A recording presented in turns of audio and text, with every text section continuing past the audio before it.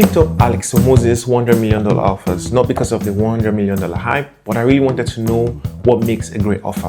What I found in this book completely changed how I see value, pricing, and what makes people say yes. I think anyone who's trying to figure this out will want to hear this. In this video, I'll be sharing 4 valuable lessons from this book, how it can be applied, and if you plan to make offers in the future, what to keep in mind. So let's get started. So firstly, I want to clarify 2 terminologies, what a prospect is and what an offer is. So a prospect is someone who is a potential customer who you would love to sell your goods, your product, your service to. Secondly, what an offer is. An offer is essentially a package value you're presenting to a customer to say, this is what I have for you and this is the price I'm charging you for it. Let's get right into it. So the first lesson, avoid being a commodity in the marketplace. Most businesses today are driven by prices in the market. So what this means is if you have a local marketplace, let's take a hair business as an example. A hair service business might be charging a customer for around maybe $20 to maybe have a haircut or any service of any sort.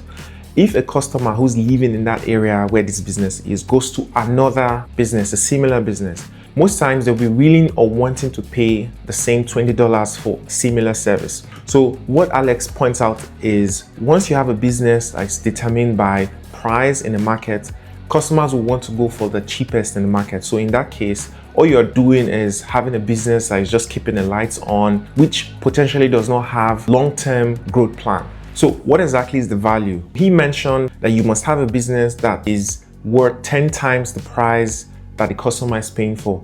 So what this means is if a customer is paying you $100 for a service or product, what the customer should actually get in return should be a value worth $1,000. So whenever they look at the offer you've presented to them, they'll be like, I can't compare this to any business in the market. So if the customer decides they do not want to patronize you for the offer you presented, that means that they're certainly missing out. There are 4 components in value creation process, which he pointed out in his book that if you take this into consideration, you can create a valuable offer that is not comparable to competitors in the market. So the first is the dream outcome, the perceived likelihood of achievement, time delay, efforts and sacrifice. So I categorize this into what you say and what you do. So the dream outcome is more about or what the customer is trying to achieve. So the customer is in point A and their dream would be to get to point B. So essentially you have to ensure that you're increasing or you're highlighting this part to the customer that they're going to get from point A to point B. You sell them the dream or you let them know this is the outcome they're going to get. So secondly is the perceived likelihood of achievement. So this is about the conviction you let the customer have that the point you're going to get them to, that is their destination, that you are going to get them there with a strong conviction. So most times how you can get conviction is if you've been offering this particular service over time, then you have that conviction to say, okay, I can get you from point A to point B. So these 2 parts is essentially about what you say, less about what you do. Then the time delay, the last 2, which is the time delay and effort to sacrifice, I feel these are this is the hardest part in creating an offer. So the first part is the time delay. So essentially is the customer has paid you an X amount of money. They want to get from point A to point B.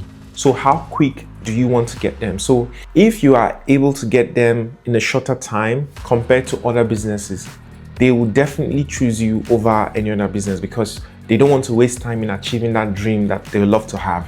So the effort and sacrifice. So essentially this is the effort the customer has to put in order to get to that dream outcome. So the less effort and sacrifice that they put into the service or the product that you're giving to them, the better and the more achievable that they believe that they can get there. So it's easier for them to get into the process. If you're able to implement all of these in the offer, that would make it a wonderful opportunity for them. So he calls this the Grand Slam offer. Later in this video, I'll be explaining in short what a Grand Slam offer is. So lesson number 2, find the right people and the market. There's a right combination for you to consider when you're looking for a great market. It has to be a pain that you're solving. It has to be a growing market. It also has to be people that have a high purchasing power, and they have to be easy to target. So all this combination of things are what he mentioned that would help you in finding the right market. So the first part, finding a growing market. So In his book, he gave an example of somebody who was building a business for a newspaper industry. This particular person was finding it difficult to make sales. The business was going bad.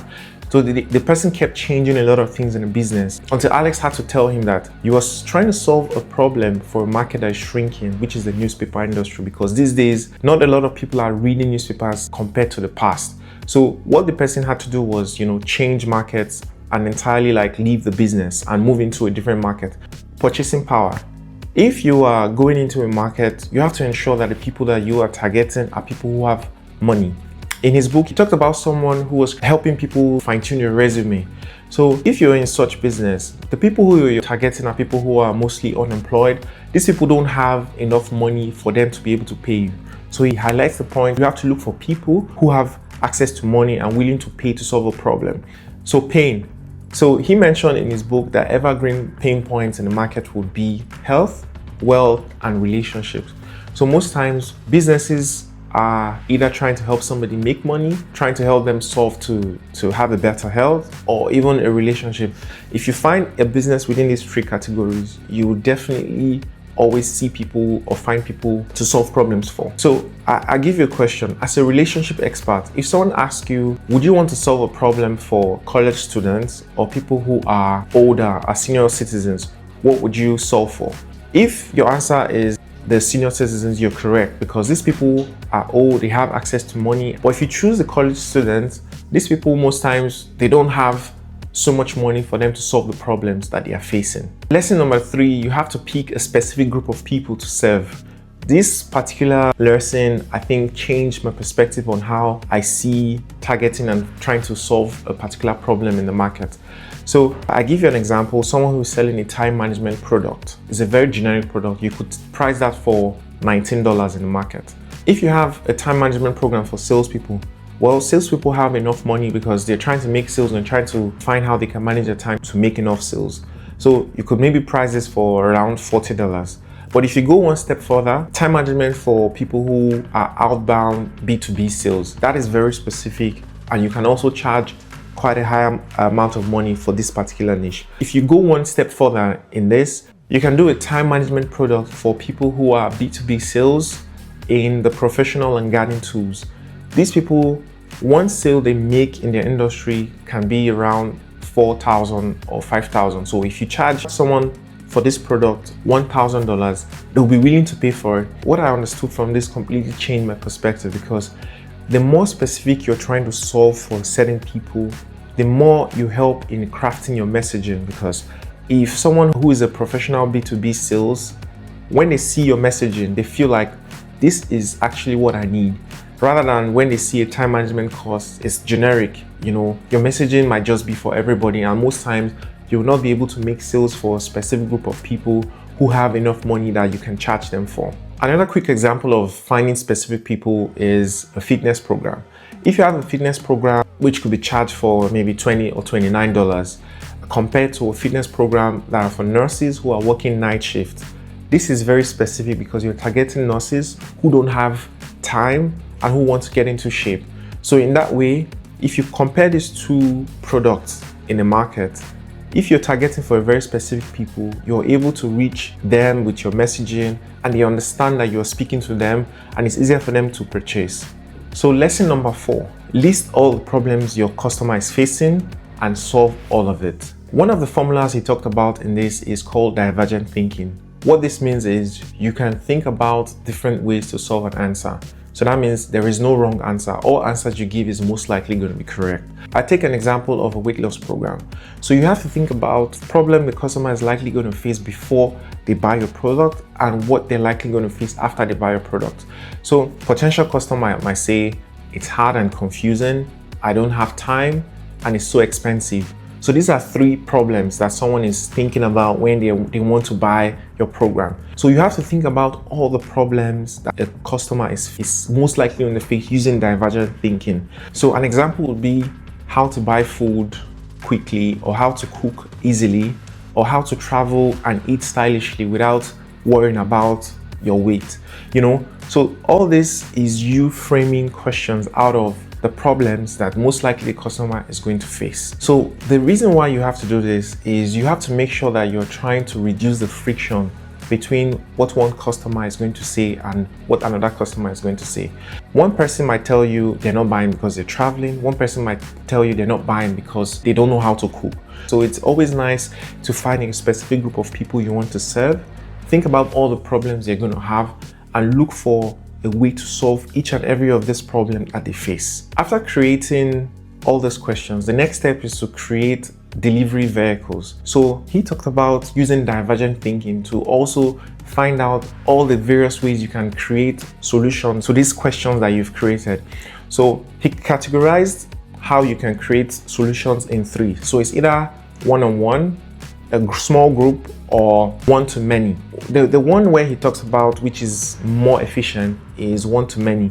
So something you can create once and you can then have to give access to a lot of people at the same time. So an example would be a grocery list. So this list, someone can actually go through it, and when they go through it, they see that, oh, I have to buy this today, I have to buy this tomorrow. You know, it kind of like eases the work for them.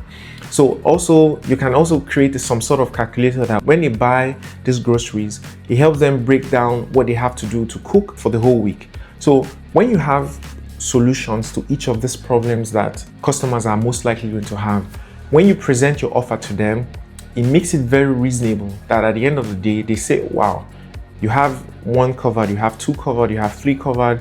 Everything that they're thinking is a problem.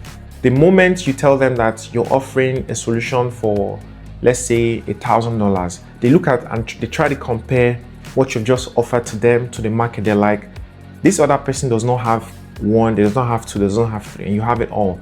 So that makes the customer more likely to buy because they've perceived that you've created a valuable solution that meets all the needs that they are most likely going to have, and it takes them little effort and time, or little effort and sacrifice to get this done. He also talked about other psychological factors that can help people in creating offers, which could be guarantees, scarcity, urgency, and so on. So once you're able to create this one time, it's easy for you to bundle them together and package it to sell to the customer. These are the 4 valuable lessons. If I begin to mention all the things in the book, I honestly would not be able to come to the end of this video.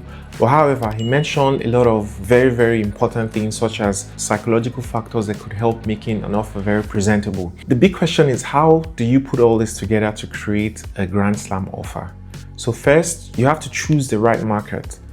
You choose the right people, a specific group of people. List out all the problems that they're likely going to have before they buy your product and after they buy your product. Frame these problems into questions in a way that you talk about how to solve the problems. The next step would be creating delivery vehicles.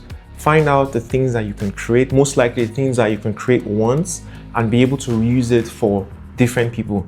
Then all the things you create, you find the things that are actually high cost and high value, and the things that are low cost, high value. When you put them together, it's easier for you to actually charge a customer based on the value that you've actually bundled into one. So at the end of the day, when anyone you're offering your service or your product to tries to compare you to the market, they definitely would not do that based on the price, rather than based on the value and how deep you're solving the problem that they're facing. So who should read this book? Anyone who is looking to probably start a business in the future. You need to actually understand how to find the right customer, how to find the right market. This will give you a very good perspective on the steps you have to take. Or if you started a business and you're finding it difficult to make sales, you can actually read this book to understand how you can repurpose what you're offering in the market. So I've come to the end of this video, and if you found this helpful, you can comment below what lesson was very valuable to you. And if you've read this book, what do you think that I missed that I should have talked about? So until next time, do take care and have a wonderful time. Bye-bye.